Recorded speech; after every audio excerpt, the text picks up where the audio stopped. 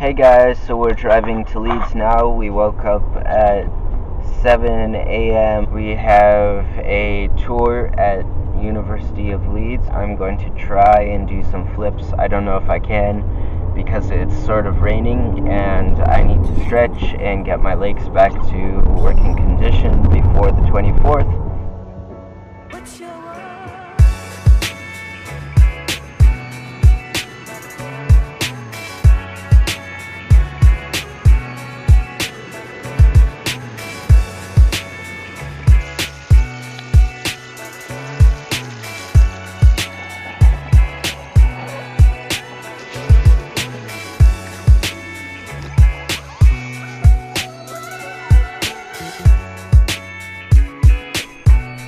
Hey guys, so we just saw University of Leeds and it was crazy because the campus was incredibly huge.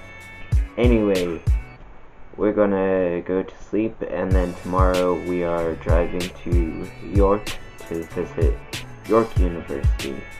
And then after that, Newcastle University, and then we'll be leaving back to Denver after that. Look forward to the gem video of Newcastle, because this time it's not scheduled to rain, so keep our fingers crossed for that, and I'll see you later.